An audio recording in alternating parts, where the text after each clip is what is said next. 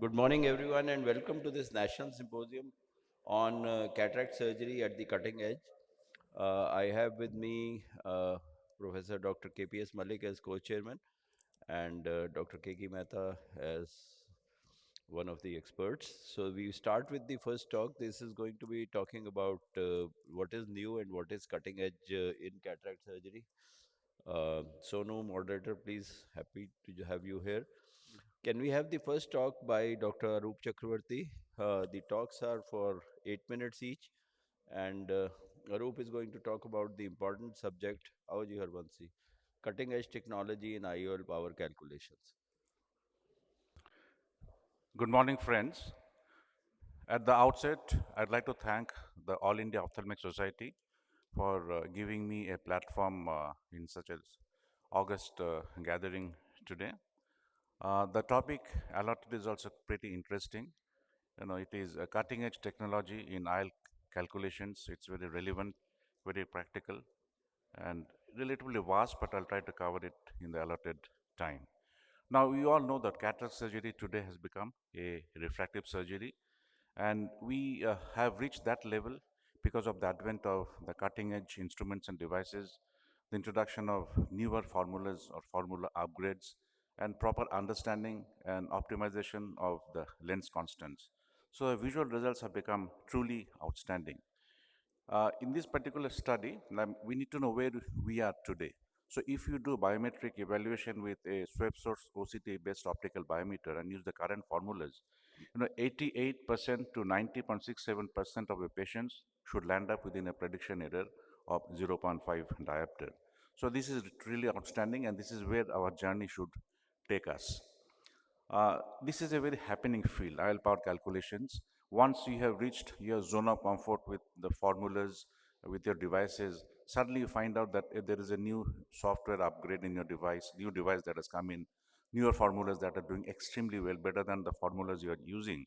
So in my presentation, I'm not going to list out what are the new devices that have come up, like an industry presentation. On the other hand, I'll be talking to you about my concepts or my thoughts or my philosophy on how to integrate the newer things that are coming up in your daily day-to-day cataract practice, so that ultimately the advantage is passed on to our cataract patient. Nothing financial in whatever I'm going to talk to you about today. All the biometric parameters today are obtained through optical biometry. Of late, we have these cutting edge instruments that have come up, swept source OCT based devices. So, those of us who have been using the older generation optical biometers, so what do we do? See, for example, all these devices. So, what I'd like to tell you that, please don't think that they have become museum pieces, that they're still effective, they're still doing good. And again, I have no financial interest in whatever I'm going to talk to you about. You can select any one of those traditional devices. There is support in the literature. This article in BJO showed that Aladdin and Lenstar had comparable performances, and there are articles supporting similar statement involving the other traditional OCT, optical biometry devices. But we have now these swept source OCT based devices which have overcome some of the shortcomings of the traditional optical biometers.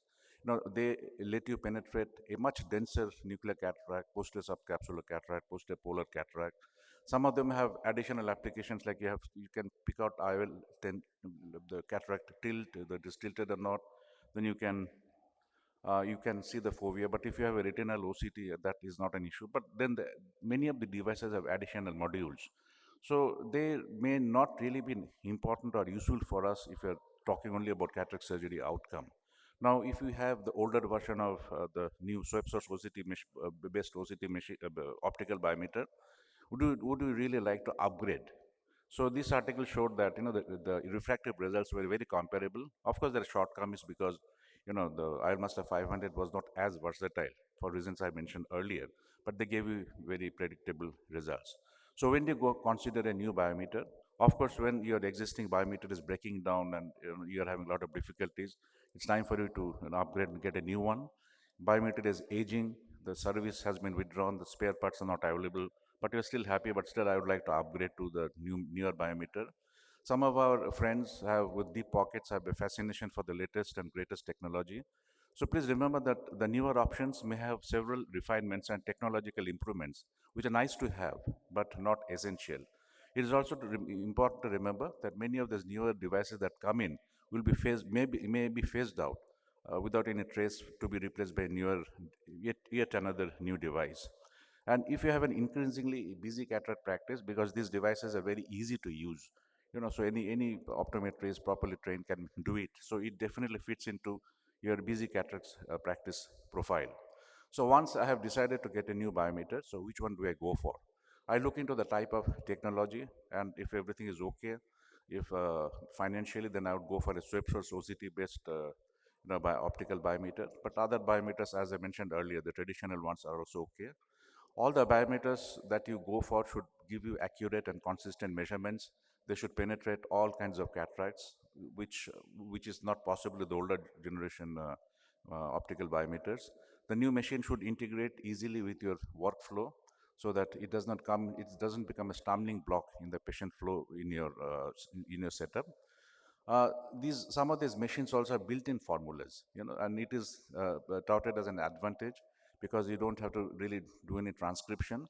But I don't belong to this school of thought because I know that the online calculators are updated more frequently by the whoever has uploaded it, we created the software, and it is more accurate that way. So if you just that you have to take care of the transcription errors. Then vendor support, cost of the machine, maintenance issues also come into the picture. So take everything into account and then take a judicious decision as to which parameter you would like to go for. Now there have been some studies, for example, Antarian has come up and with it was compared with ILMaster 700 recent study. So the agreement was clinically acceptable between the two devices if the axial length was normal. However, the two devices could not be used interchangeably because of some reasons. That has to be kept in the mind. Another important issue is whatever you do, you need to have a validation guidelines. Just because you have an optical biometer doesn't mean that you are a free bird. Everything is normal. You need to have validation guidelines that which are properly followed, and any doubtful entry has to be deleted, and the measurement has to be repeated. Last 25 years, we have been using these five formulas. And last couple of years, maybe 5 to 10 years, we have this 25 plus new formulas that have come up. So this was recently reviewed, just published in JRS. So all these formulas have done extremely well. But some of these formulas are also free in the various websites. I am a strong votary for Barrett Universal 2 formula. It is free in this particular website. It takes care of your all IL power requirements. It has a Barrett toric suite. So that basically is a single place where you get all your requirements. This is accurate for all eyes regardless of the axial length, whether either a very short eye or a long eye. You don't have to modify the axial length unlike in other immersions, other formulas. And it can be also, though it is programmed for optical biometry, it can also be used for immersion scan if we use an appropriate A constant. HEAL RBA formula also is a good formula, entirely data driven and based on artificial intelligence. Version 3, which was released last year, is quite versatile, which earlier versions were not, and we used to get a lot of red flags. So now it takes care of IL part calculation starting from 34 diopters to minus 5 diopters. Kane formula, new kid on the block. I invariably use Kane formula and Barrett Universal 2 formulas for all my patients. These have the non-toric module, toric keratoconus module. And these are the recent studies which have shown that this formula has done extremely well for toric IL calculations, keratoconus issues, which it is a problem. Pearl DGS calculator, which was released with a lot of fanfare last year, has a second eye enhancer. Though we have been using second eye enhancement by other means, but this is inbuilt in the particular software. We have increasingly come to know that gender plays an important influence on IL formulas. See, if it is more pronounced at the extremes of axial length or anterior chamber depth. Barrett Universal 2 is more accurate for males, and the remaining formulas are more accurate for the female patient. So this was an interesting paper that I came across, and I don't have any personal experience on that. It compared the Acrisov and versus Technicyval, and it showed that for normal eyes, medium eyes, or short eyes, both the lenses were okay. On the other hand, for longer eyes, the techniques did not perform well as compared to the accuracy of IQ. There has been no follow-up to the study, and I have not been able to verify it personally. I just mentioned that keratoconus is an important cataract patient category that we see, and the results have been quite inaccurate. But recently, that keratoconus specific formulas, Barrett University. The timer is working or not? Yes, I'm about to finish, sir. No, And then they definitely do much better than the older formulas. So, friends, you must judiciously adapt to the new technologies as they present, not in a blind manner, but in a balanced sort of way. Use validated measurements, employ the recent formulas and the correct formula for the given patient, work with properly optimized lens constants, and strive to use all available resources to their best advantage. Thank you very much for your attention. Thank you very much, Dr. Arup, for bringing out the nuances. 2 minutes extra हो गए थे कुछ. For bringing out the nuances on the new machines and the new technologies and formulas that are there for the IOL power calculation. Because Dr. Keki sir, please. Because calculation of the IOL power is important, and biometry plays a very important role, because nowadays patients are looking at target emetropia, and that this is the first step towards reaching that. Thank you very much, Dr. Arup. Since you have overstepped, we'll have a discussion later. Dr. Keki, Professor Keki Mehta will be talking about the next step, and that is the cutting edge technology. That is also the AI technology that's coming in the new phaco machines. Professor Keki Mehta. Thank you very much, Dr. Mahipal.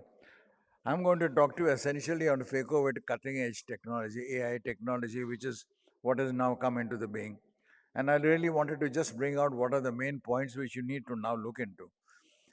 Today, nowadays, machines have become almost to the point where they are now become efficient, to a point where you can almost turn around and say that the machine tends to do the cataract by itself. But cataract surgery is still a high tech procedure, and you have to be careful how you handle it.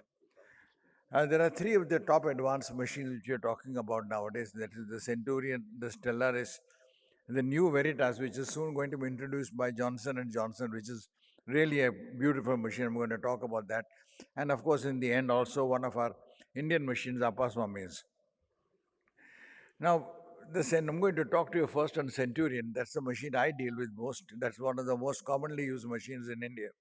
And the whole idea behind Centurion, where really lies the point. There are two advantages of the technology which they have. One is fluidics, and one is the ozil tip movement, which is the movement which moves around and breaks the lens up into little bits. And the other important concept is a pressurized infusion system, which is with an active sentry which utilizes artificial intelligence. The active fluidics reduces what we call as occlusion breaks surges. So when you set the machine, the machine monitors exactly the pressure during surgery. And that has really been the biggest advantage we have found. There are other adaptations, namely the ozone technology, but I'm going to talk to you more on fluidics because that is where the entire story comes about, and that is where all the new AI systems are now working on. Basically, fluidics is simple inflow, outflow. As long as you balance it, the chamber remains stable. It's as simple as that.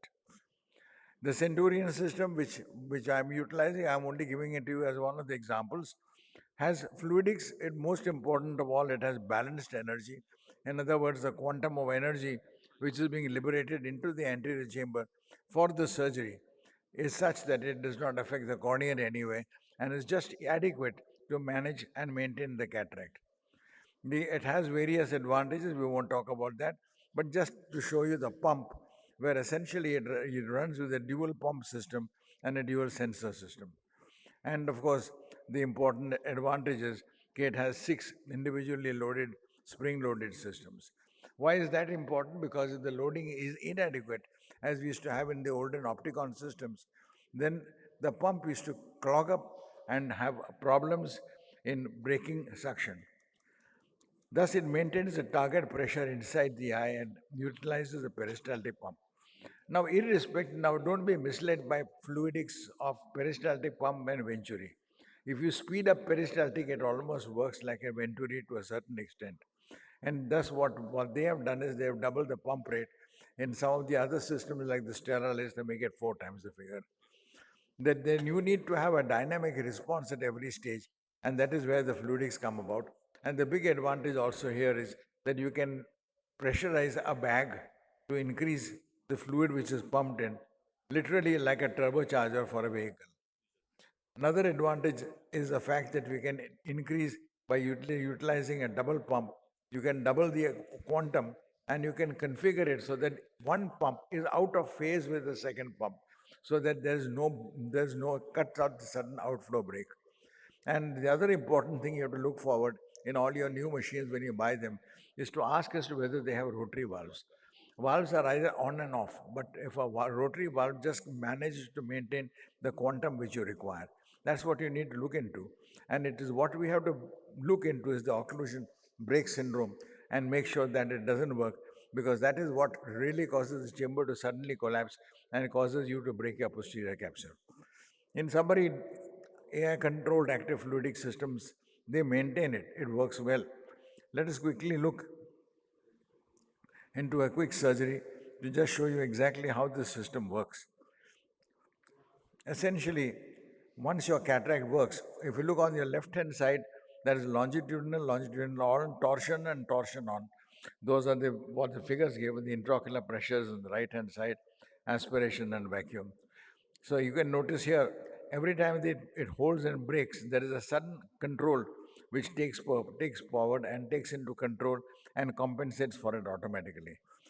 So you can notice, though the vacuum has been set, it works equally well at all levels and pressures, thus preventing any surge occurring.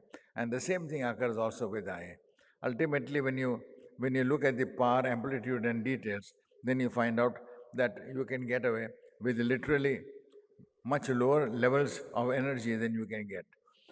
Talking a little on the Stellaris system, it has a similar thing, but it has a Venturi pump. Advantage of Venturi is that you can manage to get the pieces to come to yourself, which is the other big advantage is stable chamber fluidics and an attuned energy management system. The Venturi Stellaris system also works very quickly, responds instantly, and all of these systems work on the Stellaris works on what they call as a dual linear foot pedal system. And it's certainly very good, especially when you're removing fragments, when you can control the quantum of aspiration and energy simultaneously. The new system, which is soon to be released very shortly, is the Veritas system from Johnson and Johnson. I'm quickly going to just bring it out for you. And the advantage is that the tip moves upwards and downwards. So it is a two-flare level. It's what we call as a swivel handpiece, and we're looking forward to getting it. And finally, just a few comments about our Indian systems. Our Galaxy Pro Orbit systems also seem to work extremely well. Thank you for your attention.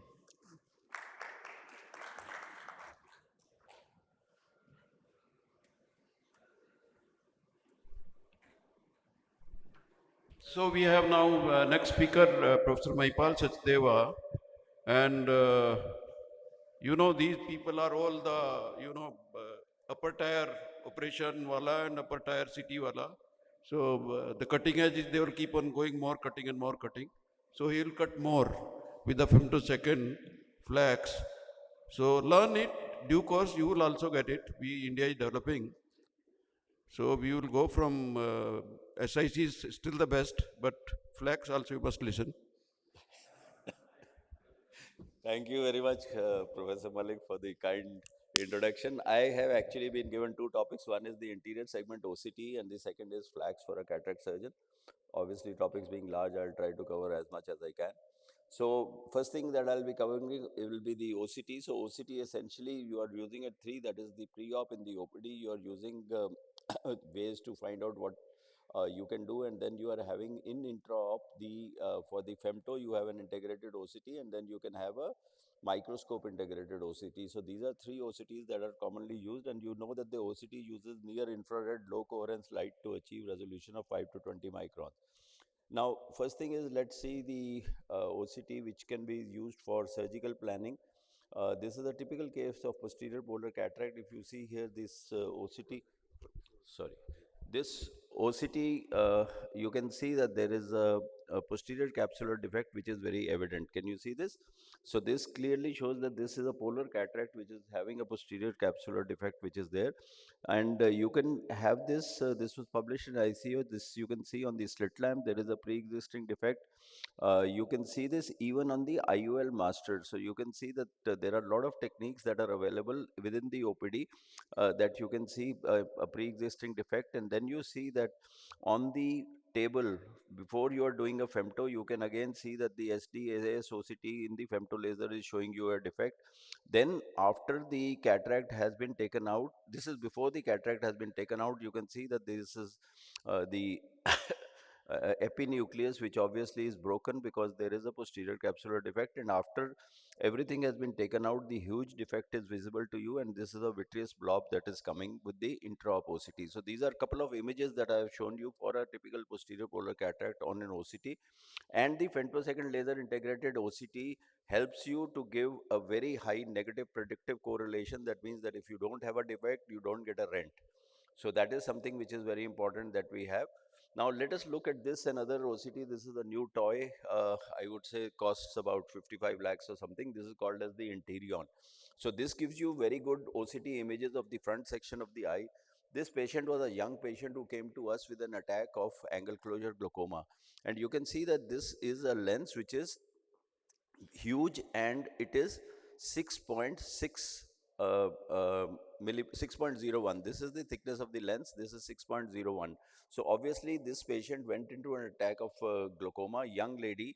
So just removal of the lens in this particular case solved the problem, and we did it bilaterally in both the eyes. So the OCT gave you a huge impression as to what is the reason for the angle closure glaucoma, and the lens was the offending cause in this particular case. So you can remove. So OCT gives you pretty good, and you can see this is the IOL that has been put. So the whole thing has fallen back. We have done a PI also, which can be very clearly seen, and you see whole iris diaphragm falling back. So OCT gave you critical inputs into the whole thing. Now let's come on to the microscope integrated OCT. You can see this patient came to us with persistent corneal edema, operated elsewhere, and the OCT was done in the OPD, and you saw that there is a Descemet's membrane detachment which is here. And again, we will be using the power of the OCT to see on the table. You can see on the table, and this is the microscope integrated OCT. We are going in and going to inflate it with an expansile gas. You can see that that's the gas, and as you are injecting the gas, just watch the Descemet's membrane. Can you see this? There's a lot of fluid which is there, but you can see that the membrane is coming and getting attached. So there is an immediate intra-op confirmation with the microscopic integrated OCT to see that what you have done is correct. So you can see this is the desmetopexy, and this is the post-op picture. This is how the cornea cleared up. And 1 week post-op, you can see that lo and behold, the cornea has cleared up, in which the people were saying, I don't know what has happened, came from um, tier 2, tier 3 city, but OCT all of us have. What I am saying is just put the patient on the OCT and get the thing. This is 10 days post-op. Now this again, you can see intra-op OCT, you can make out that this is the epinuclear plate which you have in the cataract, and this shows that there is discontinuity here, but this is the epinuclear plate that you have. Now let's just work on the posterior polar nuances. The same this thing that you can see, this is a pre-existing defect which can be clearly seen on the slit lamp. You don't need any verification. We are going on the OCT. Look at this defect which is very clearly seen here. So you are taking up the bubbles of the catalyst system. Can you see this?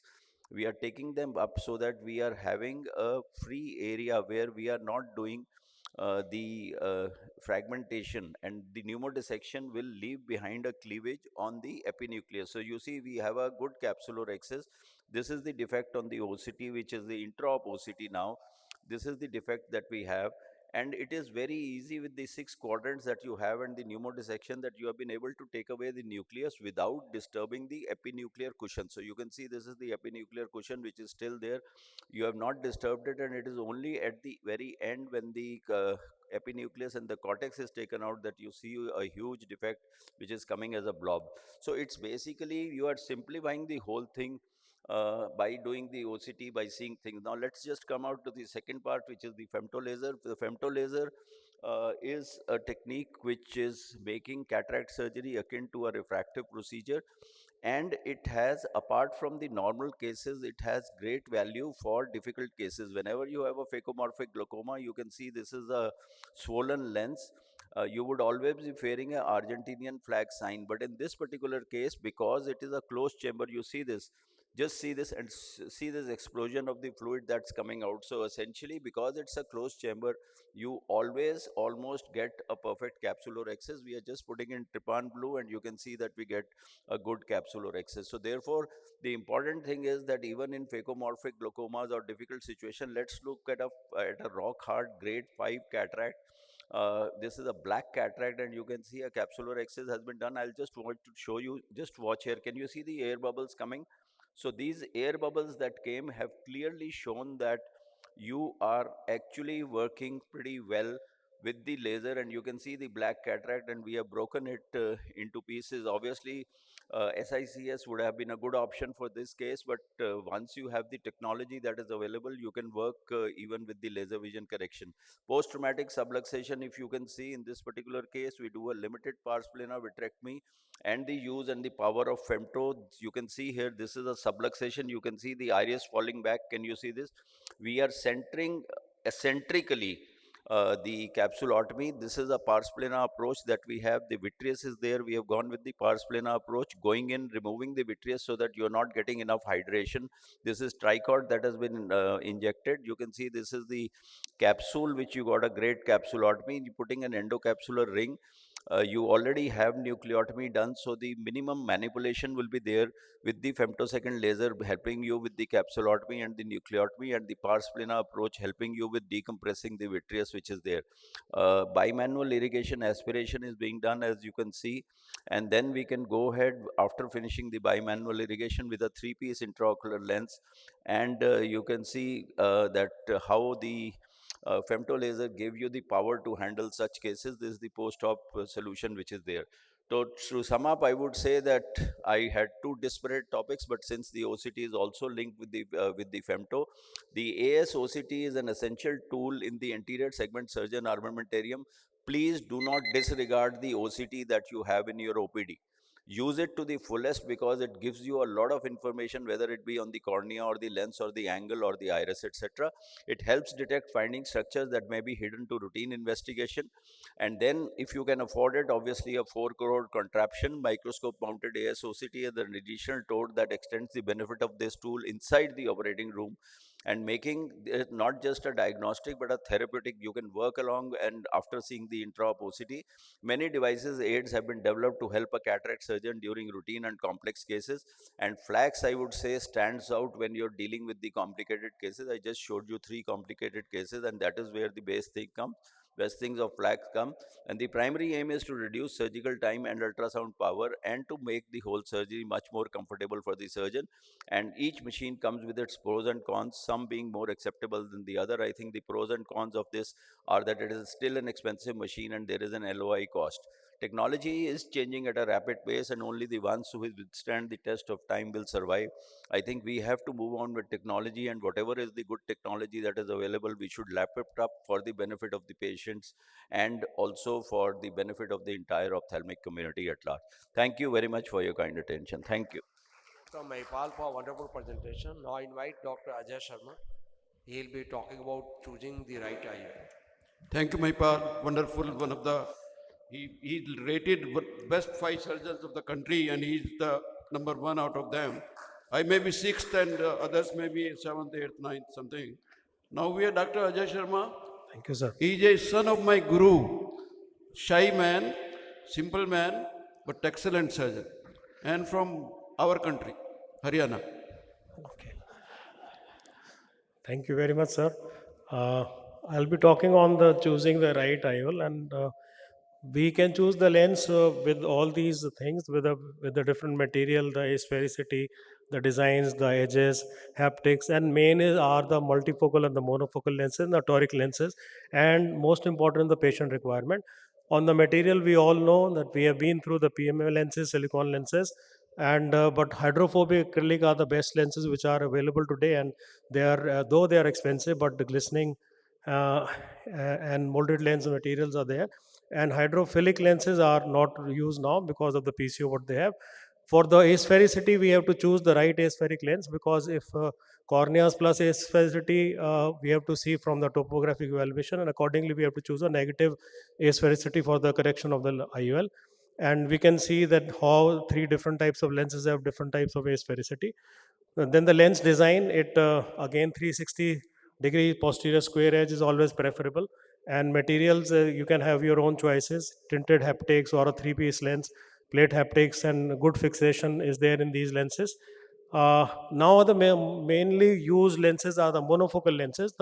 These can be aspheric, spheric material, as I already told you. Now this can be used in all the patients irrespective whatever it is, because these are the ones which we have been using for long now. And then comes the astigmatism. We see that 60% of the patient implanted with monofocal lenses, they have more than one residual astigmatism, one diopter of residual astigmatism. For this, what we need to do is give them a toric implant, because if we see that even as toricity as low as one diopter places a significant burden on patient's vision, now which can impact the quality of life. We can see clearly here what is a good quality vision and which is a reduced quality vision. Now this is with the one diopter astigmatism, we can give a good quality vision. My experience, all patients with astigmatism more than one diopter must be counseled for toric lenses, and all cataract surgeons must implant toric IL in their practices. This there is an implantation technique. There is a small learning curve where you have to marking is there for the cornea. You can do it in the flex also. The toric markings are there, or you can do operatively with the variant and all. Many things. I'm not going to go into details of this. Then comes the multifocals. Why multifocals? Because they reduce the dependence on spectacles after cataract surgery, and functional vision over a range of distance, and spectacle freedom, which is a desire of the patients today. Now, just a word about who are the favorable patients for all these. These are the ones who wants a freedom from glasses. They have an active lifestyle. They are concerned about their appearance. Definitely hyperopia with presbyopia and cataract is good, and willing for a bilateral implantation. Endothelial cell count is good. Realistic expectation. Have no contradictory pathology. Very important. Now, these all should be avoided, especially where there is a corneal scarring. Pupil is less than 2.5. Monofocal in the other eye. Unstable capsular support. Chronic grumblers, because you have to see that thing also. All these things are important. The good biometry, thorough understanding, clear lens, and spending a good chair time pre-operatively is very important, because it makes the patient, it relaxes the patient. And if you spend more chair time after the surgery, it makes the patient defensive. Just to understand, this is just a counseling where the patient is given this sort of forms to understand what the patient wants. It is a near, intermediate, distant vision, what is important to his he or her, and then accordingly we can choose a lens. New concept of intermediate vision has come up, and this is just a chart to show what exactly is intermediate vision. It can be using a tablet or a computer, or it can be viewing an automobile navigation system. It can be cooking price tag, looking at the price tag. So these are very important. Accordingly, we have to choose a lens. So IOL selection as per the visual requirement. So you see the distances, and accordingly you choose a lens. These are the lenses, modern lenses available, pseudophakic lenses. There is a monofocal or the multifocal, which can be divided into diffractive, refractive, extended range of vision, accommodative. New concept of monofocal plus has also come in. So we'll talk about these lenses. Multifocal lenses we use when patient desires a spectacle independence, and the criteria which I already told. This can be of two different types, refractive and diffractive technology. The refractives were initially used, which were like the rezoom and the array lenses, but they had problem of blur, monopolar, diplopia, and ghosting and halos at night. That was very much. Diffractive can be of different types. It generally provides good far and near vision, but no intermediate vision is there. Pupil independent it can be, or it can be pupil dependent. And this is just to show how two different foci are for the near and distance it is there. Again, the problem is that there it doesn't have the intermediate vision. Now, there was a time when came in the accommodative lenses, but again, they were not used because failure of accommodation after some time because of the fibrosis, capsular opacification, like crystal lens came in and it went within a year or so. This is the latest thing which has come up is the extended range of vision, EDOF lenses, or it can have different designs. These are the two lenses which are available from one is Symphony, other is Vivity. Good lenses available. This you can this shows stretching and shifting. The wave front creates a continuous extended focal range instead of multiple focal range. So here you can see these are the lenses which, now this is a continuous focal range which is created, and that's why it gives a excellent distant and intermediate vision, but near vision is mainly a problem here. For why? So it should be used in all the patients who want only a limited use of near vision, does not do precision near work like needle work, operate machinery tools, and all that. It is ideal for for doctors and other clinicians also, because and working professionals who demand a good intermediate vision and not a good near vision. Then came in the trifocals. These, as the name suggests, gives the three different foci. Uh, Intermediate, near, and the distance definitely is very good. Intermediate is good here, and near correction is also good. Now for in this is some good lenses are less like panoptics, and so these the patient profiling should be patient who do frequent work on computer laptops, like office based professionals, accountants, and all data inputs. And though halos and glare are said to be less in these type of lenses, but I don't think there is any lens which we can say there is no halos and glare. And definitely, again, it should be avoided in a shrunk and anxious patient. We have to give a patient very realistic expectations. This is the new which has come in, is a mixture of the technology which is between a multifocal, trifocal, and extended range of vision. So either it can be trifocal with extended range or multifocal. And this again is very good, where it gives a continuous range of vision, and the glare and halos are little less than the trifocal lenses, and the depth of focus is there, good intermediate vision, and though patients implanted with this are definitely happy. So this is a lens which is synergy, no financial interest here. I said there is no lens which doesn't have any halos. There are different propensity of the halos in different lenses. Just to show you here how these panoptics or the Technis Synergy, they are comparing their halos around. There are Acrisoft and Vivity within the same company. They are talking about it. Symphony is giving more halos as compared to Vivity. This is what the industry claims. To counter that, there is a new thing. These are challenges what we all have with the cost is the main factor. Dysphotopsias, increased chair time, very important, because without this counseling you can't even take a patient for a multifocal lens. And the fear factor, what it goes lens. This is the last, just half a minute. Last is the monofocal plus IOL. This is the new thing which has come up, and it doesn't need anything. It doesn't have a multifocality, doesn't have any rings, but it provides a good improved intermediate vision. They don't claim to have a very good intermediate, but an improved intermediate vision compared to aspheric monofocals. Delivers dysphotopsia profile similar to aspheric monofocals. Now this is you can see the proof here how it is done. And this is a lens which is here to stay, and this is similar to a monofocal IOL. It is cheaper as compared to the multifocals and the trifocal lenses. I feel this should be used. Just a comparison for all this, and thank you very much. Thank you, Dr. Ajay Sharma, for nicely covering the entire basket of the IOLs. So now we have none other than Professor Dr. KPS Malik. He is the Doyen of Ophthalmology, and let us hear from him. SICS, why should we all know about it? All to you, sir. Good morning, and this technique, of course, came, it's more advanced than all these FACOs, because SICS, we started in this country after FACO. So I was doing FACO, and then I learned SICS, because I found the attraction of the SICS in my country, maybe so many countries in the advancing world or developing world. And it was thanks to Professor Michael Blumenthal from Israel. He came to India and demonstrated this one, and I was really, really impressed.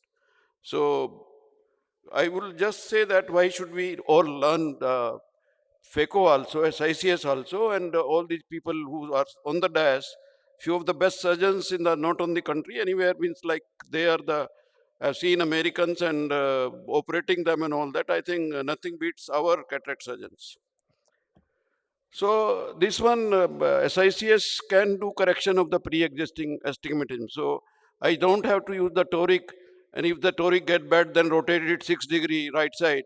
And if it gets bad again, rotate it 4 degree left side. So I don't have to do that. So without toric, up to 2 diopters, astigmatism can be corrected. Rock hard cataract, it is indicated because it is gentle to the corneal endothelium. And there are low specular counts of the and hard cataract in cornea. Because phaco power is a power, and it is hitting the cornea like this. And the pieces coming from hard cataract hit like missiles onto the surface of the back of the cornea.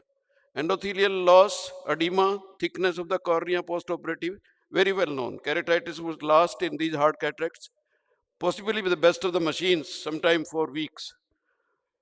Escaped rhexis, and you have a hard cataract, again the SICS is the best method to deal it. Once rhexis is escaped and you are doing phaco and you have a hard cataract, better to abandon and change to SICS. Same incision can be tunneled either side, which you made for phaco, and you can do the SICS and deliver the nucleus. Extensive corneal opacity is another indication that these grades can do any opacity, phaco. The one I can't speak much against because Mahipal is one who has operated my eye. I don't know what he did. I surrendered to him because he lived next door. That do whatever you like, and I believe he's the best. I believe he's the best in the country. So that's so I gave him to him, and I have trifocal, and I have 6/6 both eyes distance. I have N5 both eye near, and I got it operated when my eye vision was 6/6 both eyes. I have just one posterior capsular speck of the cataract because of some steroids given to me. I developed the Jan astigmatism, that is vegetarian developed. And somebody gave me steroids and I developed the cataract. A little bit on that. Then I had to be operated because I could not drive. And this multifocal panoptics, I kind of unveiled it in Meridian Hotel. And this was costing that time 50,000 and he gave me free. So my pal inserted it, but I got the lens free. The next lens he charged, but happily I gave him because he has to survive or he has to make money. So, see, this is one article Ruchi Goyal and group has written about the pre-existing astigmatism can be corrected by the SICS, just manipulating the incision, place, location, length, depth, and you can, a lot of them can do good. And this is, of course, the markers where we mark the axis. And you can leave a frill of conjunctiva near the limbus to unite the remaining conjunctiva. So you don't have to virtually suture them and then. So this is one method of having the frill of the conjunctiva you can see near the limbus. So it will be united after that. And then it is a routine, is a hard cataract, and so 6 millimeter, 6.5 millimeter, and up 7 millimeter incision can correct up to the 1.9 diopter of the astigmatism. So toric, of course, like people who can afford toric, who can put toric and who can like manage them well, it's all right. So if you can manage with this incision only, then why not to do it? And then of course I say that an anti-chamber maintainer all the time stops the surge. You don't have to have a machine of 80 lakhs to control the surge. Anti-chamber maintainer is on, chamber would generally not collapse. And in hard cataract, in phaco also, I use the anti-chamber maintainer for maintaining the chamber and preventing the surge. The corneal opacity is, of course, this is hard cataract, and hard cataract again same, so nothing particular about it. Sorry, there is a opacity, lot of opacities.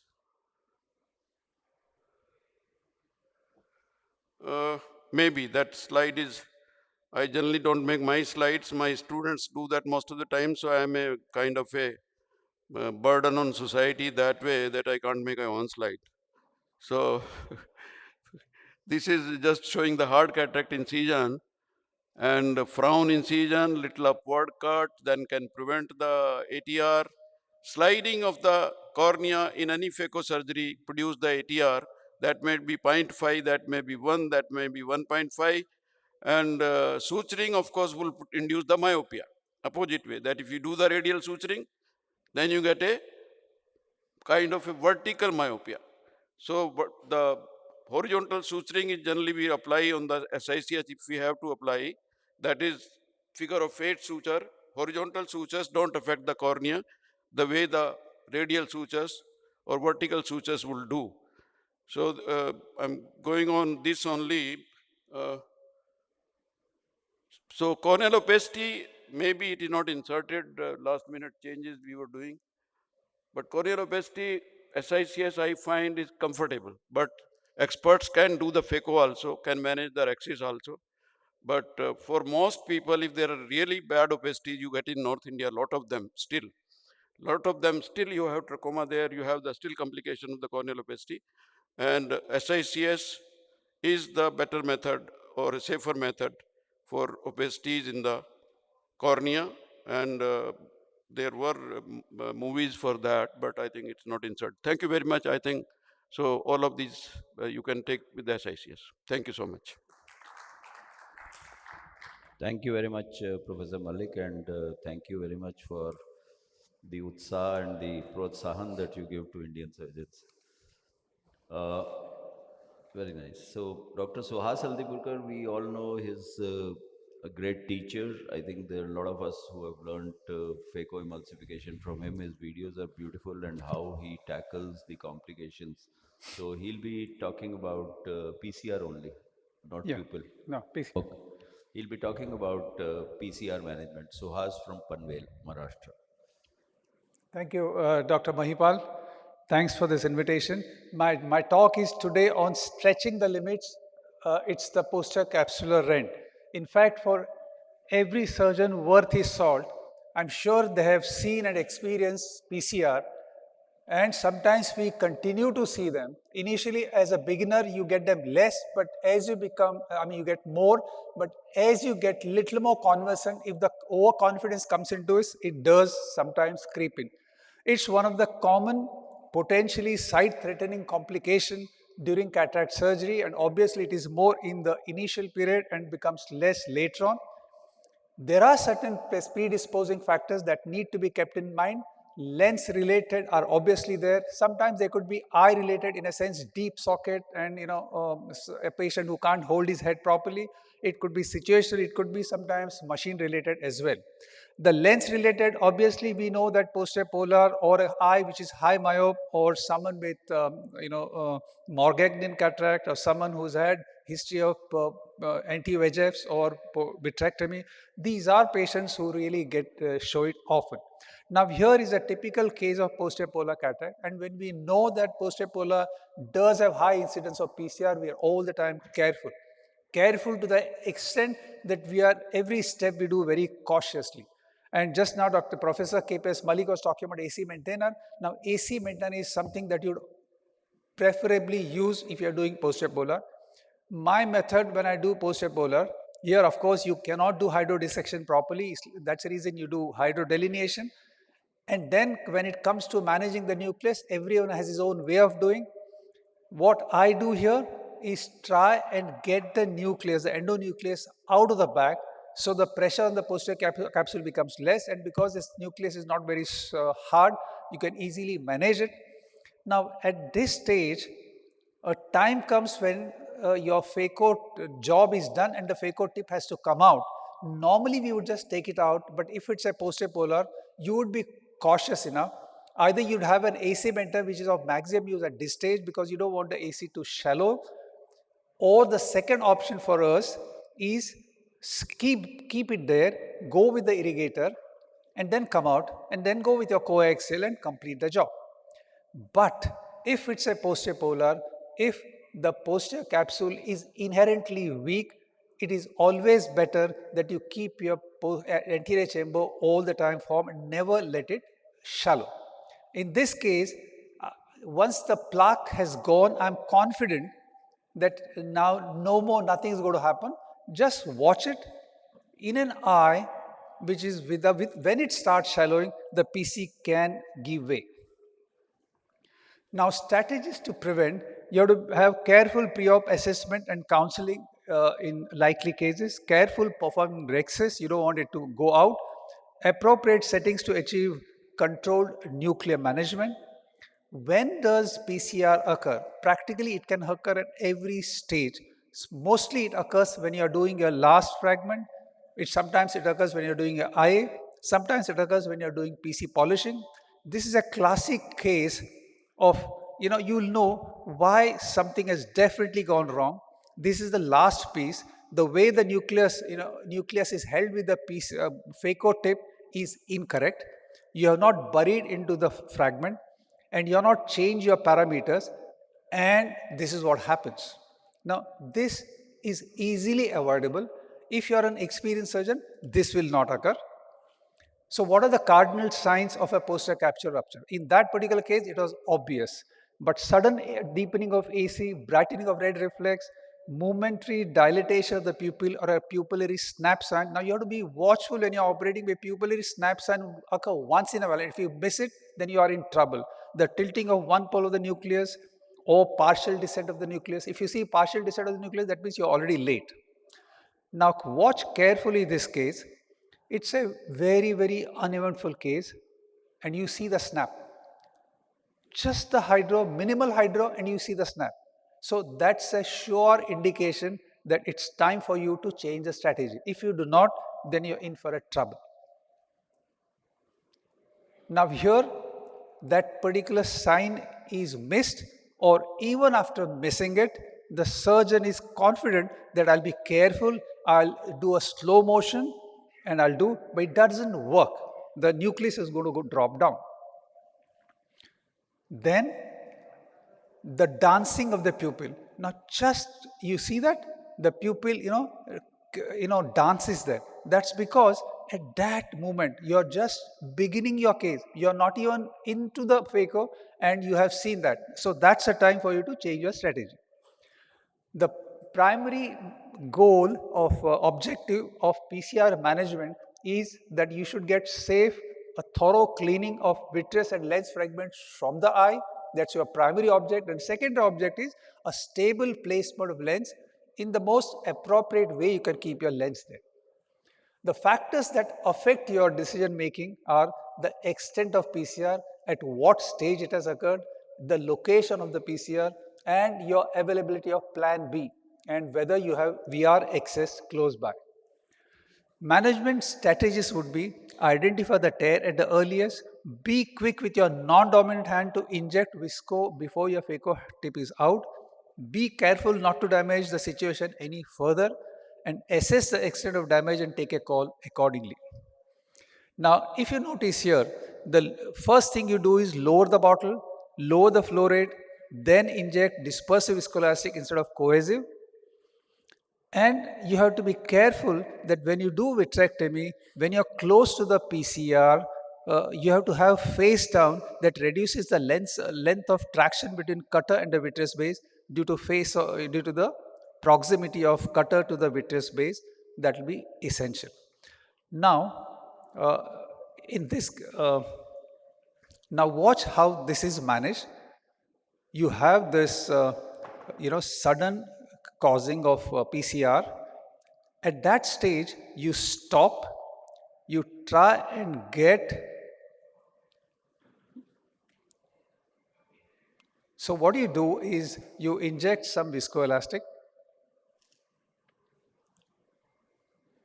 and once the viscoelastic is properly plugging that hole, and that viscoelastic has to be dispersive.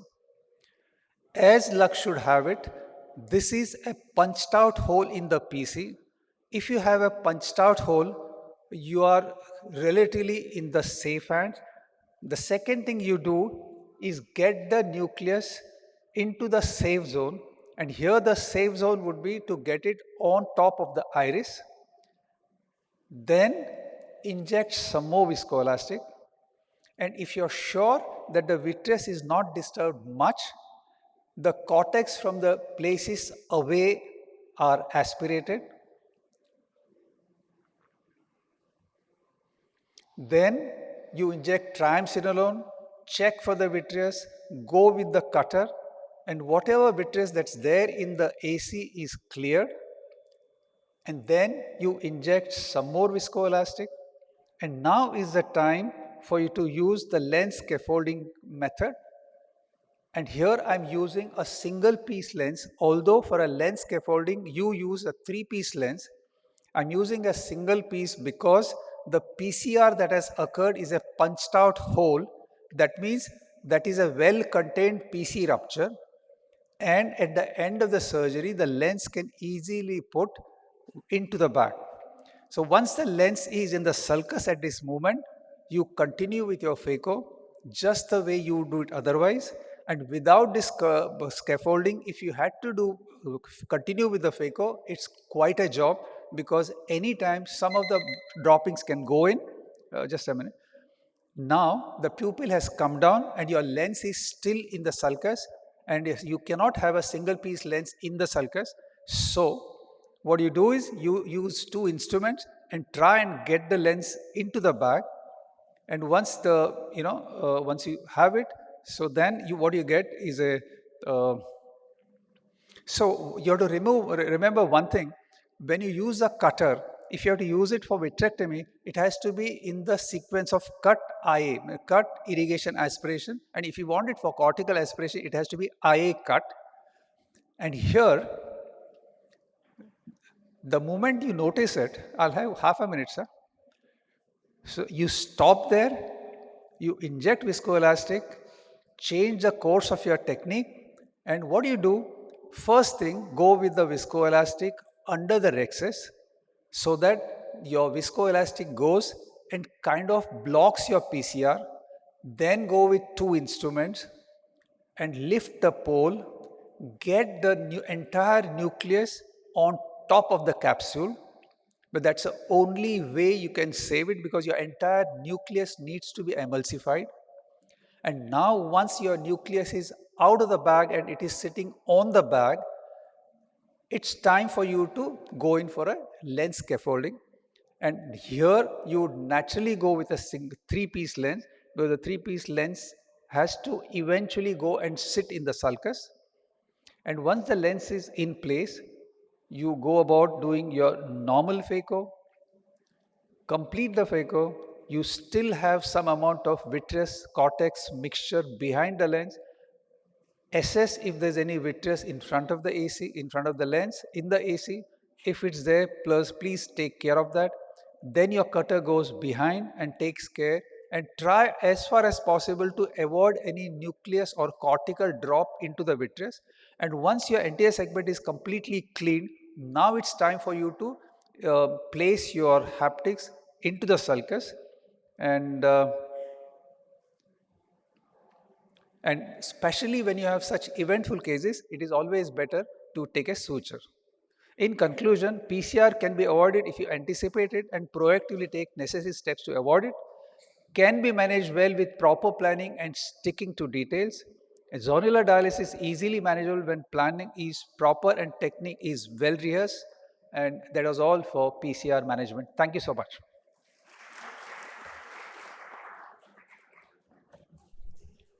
Excellent, Dr. Aldipuka, and we were child learning from you, and you are still young, become old. We learned phaco from him, and he comes from not a metro city, and he was one of the first genius, I think, of phaco in this country. And clap that. Thank you so much. Thank you so much. And now we have a handsome man from Rajasthan, Dr. Sonu Goyal. And if you go to Rajasthan, you can stay in his house for 15 days, 20 days, as many days you want. He's such a good host. He will give you car, driver, and take all around Rajasthan free. So you can take his address and phone number. Truly, if he doesn't, I will reimburse. आज sir क्या खा के आए हैं सुबह? A very good morning, and thank you, sir, for that kind word of introduction. And definitely, I feel privileged. Rajasthan and Jaipur is a big host. And we have Dr. Nepale sitting with me, one of the presidents of ROS. I think, sir, we are proud to host each one of us at the AIOS. So fixing the semi-fixed subluxation management. I would rest my talk on this wonderful article by none other than Uday Devgan, Ronald Yaw, and Hoffman, where they actually boil down that the subluxation management, it is basically to achieve the successful in the back placement of and the centration of the intraocular lens while reducing the complications. So the whole goal when we see any patient with a subluxated cataract, the whole goal should be to achieve an in the bag and to restore the bag as far as possible. So clinical evaluation, a quick pearl for this clinical evaluation, history is very, very important. Any history of trauma should be taken care of. Onset is again very important because you have to rule out any kind of congenital malformations or any kind of history of trauma because of which the subluxation has happened. Visual symptoms again is important. Young age means it could be metabolic, while the adult it could be Marfan's. So examination both in the upright and supine position is important. It should be a full dilated examination because at times what looks at the slit lamp mild subluxation, the moment you take the patient in the supine position and you see the lens freely floating in the vitreous cavity. So these are those typical conditions which should be taken care. UBM is again a great aid, to assess the degree of zonular compromise. Lens capsule under a full dilated examination should be actually examined, and the density of the lens, because that is what you are actually tackling when you're doing phacoemulsification. As Dr. Mahipal rightly pointed out, the flex could be a right tool in some of these subluxated patients. Vitreous in the AC should always be noted. Intraocular pressure, specular is important, and a detailed dilated retinal examination to look for any breaks in case of any history of trauma is very important. Now, how do you classify basically mild, moderate, severe? When the lens edge uncovers 0 to 25% of the dilated pupil, it's called mild subluxation. Moderate is somewhere between 25 to 50%, and for severe, greater than 50%. Now, why I classify mild, moderate, severe by talking is because the management ultimately depends upon what grade of subluxation are you dealing with. Now, next in the dilated examination, you have to assess what is the degree of zonular loss, whether and what is the status of the zonules which are retained. So what is the degree of phacodonasis? So if it is just a localized, it could be just focal trauma or congenital defects, or extensive as we have in Marfan's or pseudoexfoliations. Lens edge again is very important, being flat, or it is if it is flat, it could be giving an indication that the rest of the zonular fibers are healthy, and if the lens edge is rounded, it speaks that the adjacent zonules could be very weak or unhealthy. So in our armamentarium, we all have these kind of support system that we have, but basically it depends upon the degree of zonular lysis. So what is the extent of zonular lysis, and whether this zonular lysis is progressive or static, and what is the strength of the residual zonules.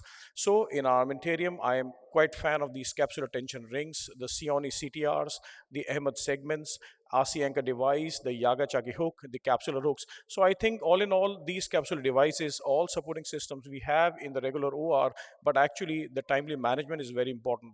A quick word between iris and capsular hooks. I think whenever we are dealing with subluxation lenses, capsular hook is a must because the iris hooks don't reach exactly to the equator, and this is what is a compromise. So actually you have to have those capsular hooks in your OR, and iris hooks definitely is very, very important because it sometimes, you can have the CTS eyelets, it can be hooked, and you can use them as additional supporting devices whenever you're dealing with these subluxated patients. So in my algorithm, if you have 3 to 4 clock hours of zonular lysis, I would use a CTR. Between 4 to 8, I would use a combination of a CTS, a capsular tension segment, that is an Ahmed segment, and a capsular tension ring. And if I have a zonular lysis more than 8 clock hours, a combination, I mean a 2-point support system using a CTR with 2 CTS, or a Sioni CTR 2L. 2L means 2 holes, and a Sioni CTR with CTS is what is important. So a quick word of the suture material. We all have been using this polypropylene 10 or 9, but over a period of experience that we have now, it hydrolyzes over a period of 5 to 10 years. So we have these patients coming back to us over the period of years with again subluxation. So one very good suture material, which is this polytetrafluoroethylene or the Gore-Tex CV8, I think this works very well, and this is there to stay for the life of the patient. So a quick video which I usually now practicing. This is the lasso technique which I learned from Professor Chi Soon Frick from SNEC, and so this is subluxated push in viscoelastic. I think a Rexis is very, very important key step in all these subluxated cataract management. So Rexis has to be centralized, has to be complete, and you have to have an adequate margin from the capsular edge, because that is what requires a support, whether you're using a CTS or a Cioni ring. Otherwise, it just slips off. So a very careful Rexis using all the support systems, a good hydro dissection, and this being a simple aspiration is what is required. Just look at my left hand. The irrigation is always inside the bag because I'm trying to inflate. I don't want the bag to collapse at this stage. Trying gentle aspiration, and once the aspiration is done, you need to push in viscoelastic. Keep the bag distended at all times, because then the rest of the zonules and the vitreous might just prolapse. So I'm pushing in viscoelastic inside the bag, keeping the bag distended. And then I just scratch 2.2, and this is the time when I would like to push in viscoelastic and try to give a support system. So what I'm now trying to do is pushing this CTR. I use this injector system, and believe me, injector works very well. Just a very smooth kind of delivery of the CTR inside the bag. And this is the Hoffman pocket that I create just at the right axis. So this Hoffman would help me to bury the Gore-Tex inside the pocket.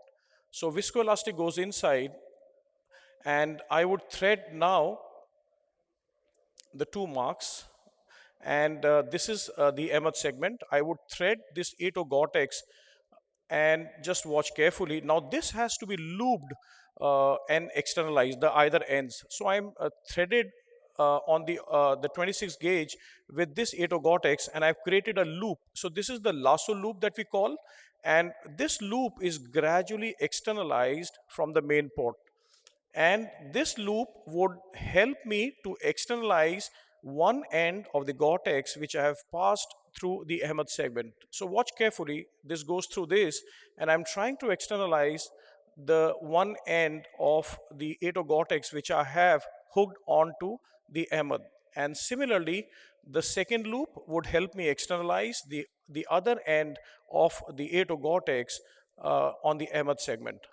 So very simply, now what we have done is we have the two ends, and this is the Ahmed segment, and gradually this Ahmed segment can now be pushed inside the bag, the ring already being there, and this lens bag complex can then be centralized. So very slowly, I'm getting it nudged inside the bag, and the suture can then be titrated, and it is the 3 Purkinje images, if you watch carefully, which acts as a guide for you to centralize. So this is then withdrawn from the Hoffman pocket here. They can be trimmed and then titrated. And since it is buried underneath the sclera, so I'll just take 20 more seconds, sir. So a 3-piece is the lens of choice here, because in case if I lose my bag, I can either convert into Yamane or a glued IOL. So very carefully, this 3-piece inside the bag, I'm trying to dial inside. And then, as I mentioned, the 3 Purkinje images of the Lumera microscope would help me to centralize this lens bag complex. So this goes inside the bag, and very gently, the 8 Gore-Tex, I'm titrating the knot here and just achieving a very centralized lens bag complex. So I think the whole story of managing these subluxated lenses is in the bag placement without any complication, and with a suture material which is there to stay for the rest of the life of the patient, so that these patients can enjoy a good refractive outcome once we have managed these patients on this platform. Thank you very much. Dr. Sonu, could you do with the Cioni ring instead of Ahmed valve, Ahmed segment? Cioni can do that area, but yes, with the eyelet, of course. Thank you very much, and sir. Our next speaker is Dr. Harbans Lal, an exceptional surgeon, virtually, as one would say, a virtuosity with hands, has literally got magic in them. And one of the earliest surgeons who has done an exceptional amount of work. And he's going to talk to us on approaching the patient, fine-tuning the expectations. Can I have pointer, please? Can I add the adjective? Dr. Urban Slal is one of the very good teacher for residents and very good handler of the complications and how to go about it. I think he deals complications so well, and he's my after 8 p.m. friend. Say this. So can I have a pointer, please? So if we see those who do photography will know that there are two types of lenses. One is the primary, another is the zoom. Primary lenses are long tele lenses with fixed focal length.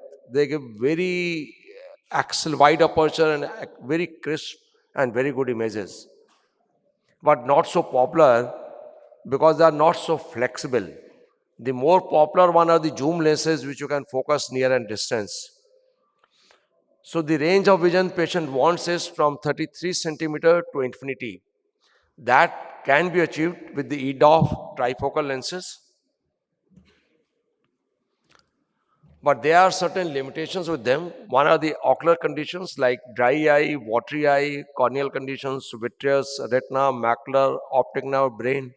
Any issues anywhere, the multifocal lenses or trifocal lenses or EDOF lenses are not good. Then there are photic phenomena, glare, halos, starburst, contrast loss, cost, and explant is not so uncommon in these patients. Selection of IOL and power will also depends upon the financial, professional, and ocular limitations and how we can overcome them. And of course, we need to take the patient's habit to find out what he is really looking for. Distance, all the patient will like to have a clear distance vision, plus minus 0.5 diopter is okay. Maybe minus 1 may be acceptable, but definitely not below that. For intermediate region, if the patient has got around minus 1.25, minus 1.75, the patient will be happy. Just few days back, I asked the patient, do you use, your mother uses WhatsApp, email? नहीं नहीं doctor साहब कुछ नहीं use करना है, इसको खाली देखना ही है. But then उसने कहा जी कैंडी क्रश दिन में 4-6 घंटे जरूर खेलती हैं. So that is, I mean, all those who are not even using these EDOP, email, not so educated, but they still play Candy Crush. And many of the, even the food vendors and all those, they come to your house and they will keep on watching the videos. So with the coming of the mobile, intermediate vision has become very, very essential for most of them. And of course, many of them will need a good reading vision. And that may be anything between -2 to -3. So now we come into the range of vision. If we take a trifocal like Synergy EDOF lenses, it covers 33 centimeter to the infinity absolutely at all the places. If we take a Symphony or VVT type of a lens, it will cover from infinity to 1.5, 1.75. If we take a premium monofocal like iHands, it has got a 0.5, 0.75. From if you have a 0, it can cover up to 0.5, 0.75. That means around 150 centimeter to 100 centimeter. And monofocal will have a very limited range. It can, if it is emmetropic, it will fix at distance only. So now what we should do? So if you are using, suppose a Synergy lens, if patient becomes myopic, patient is going to be very unhappy. Reason is this bar shifts from 33 to 25 centimeter and he will have to keep it very close. And he misses out on the vision at a distance. And his glare and halos will be more. But if suppose patient becomes plus 0.25, he is not going to complain because his distance vision remains still very clear.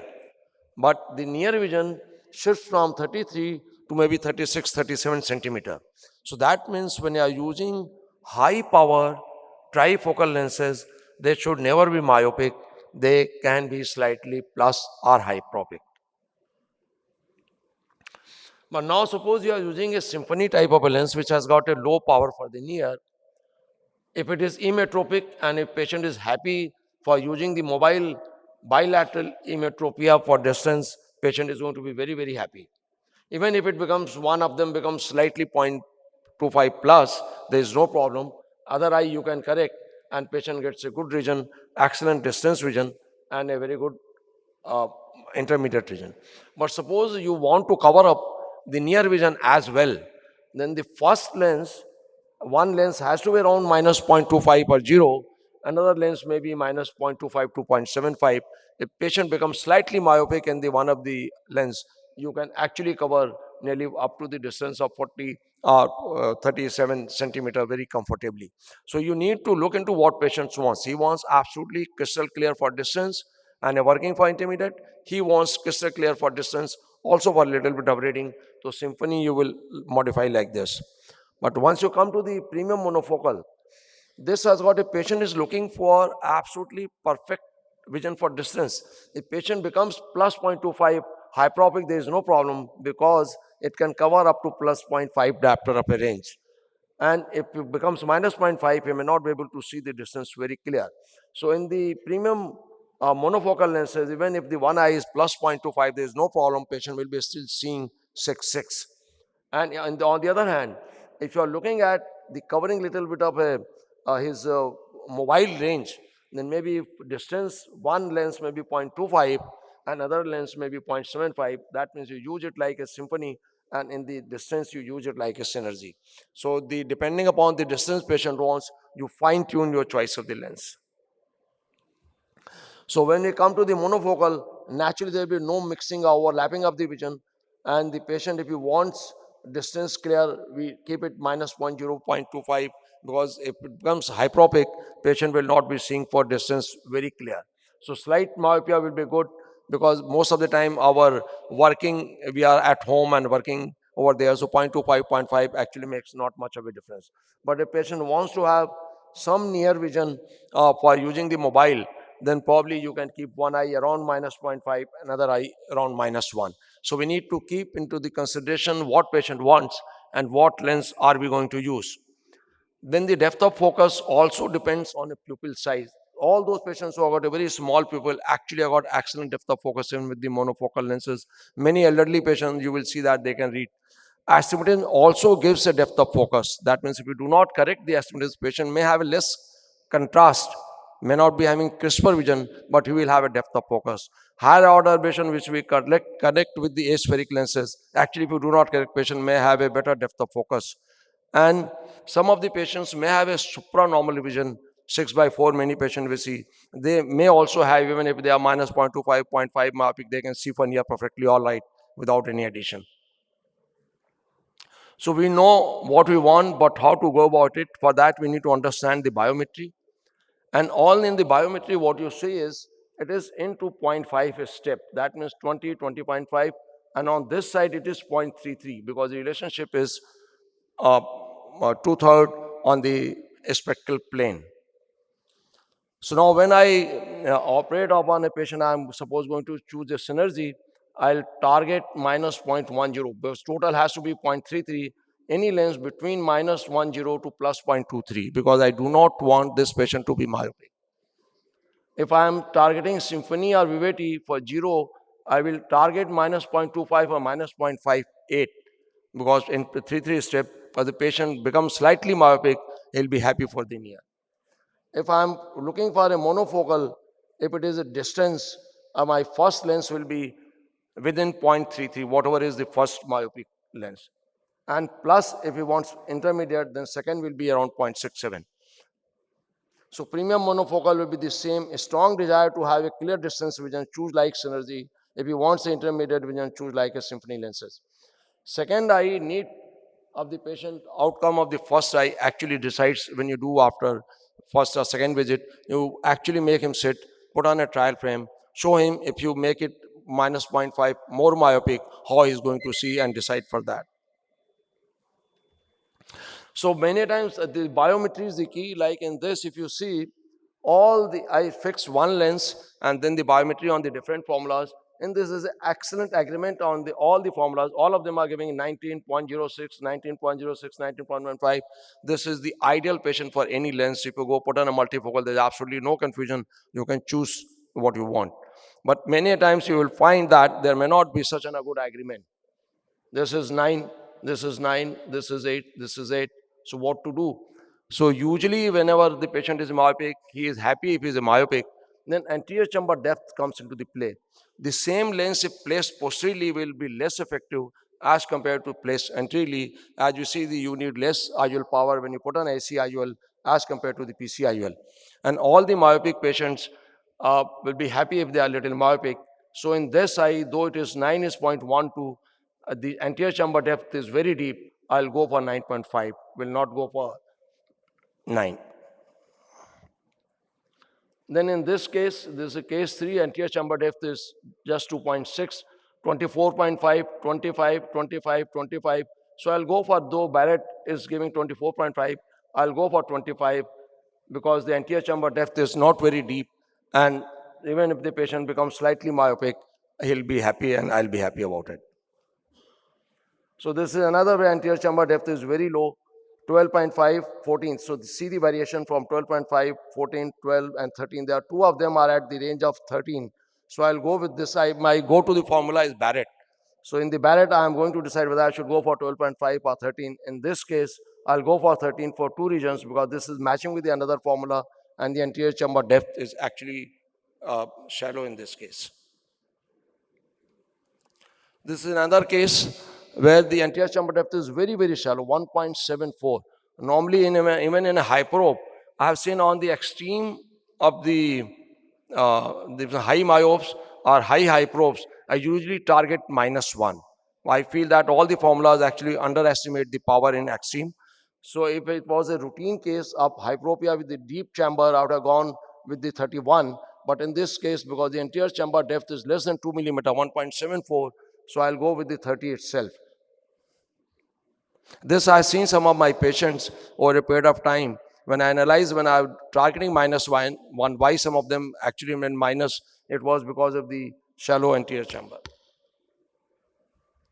And also, whenever you have got slight doubt which power to use, check the refraction of the patient, whether it is a myopic or hyperopic. Like in this case, if it is 21, 22, 21.5 is to go for minus, but it is becoming -0.49.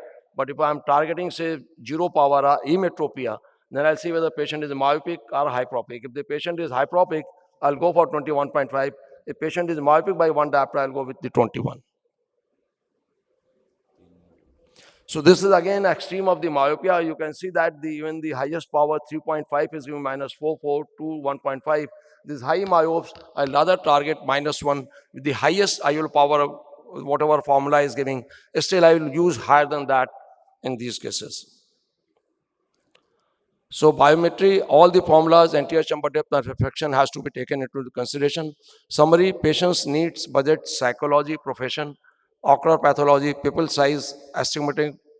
Target refraction depends upon the type of the IOL and whether you are using this target refraction in the first eye or the second eye. Second eye, you will have to adjust according to the first eye. Biometric chart with different formulas needs to be analyzed. AC depth and refraction has to be kept in mind. Be ready for explant and laser refractive surprises if you are using a multifocal eye. Thank you. Thank you very much, Dr. Harbanswal. Well, we have had a number of experts talking about various things to get perfect results after cataract surgery, starting from the preoperative evaluation. We have close to 4 or 5 minutes, so anyone who has any questions, doubts, please come forward. And the speakers can come here, we can photograph ourselves, at least for posterity. Posterity.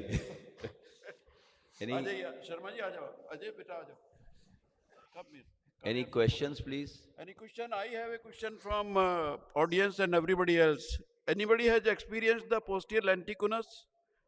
Posterior lenticonus and its treatment. You know, posterior lenticonus is a completely rare disease, but astigmatism haywire. It has so many meridians and so many things, and vision never will be better than 624. So, have experienced that, and now what you do them? You have to go ahead and do a lens exchange. Lens lens exchange. You have to go ahead and do a cataract surgery, remove it, and put a new lens. You know, question is that what kind of IOL calculation you do for them? In fact, you know, will not have any problem in IOL power calculation, while there will be a problem because keratometry and axial length are not altered. That's all. I think keratometry and axial length is enough for that, because then you know the IOL power and you put the lens and the astigmatism disappears. Yeah, sure.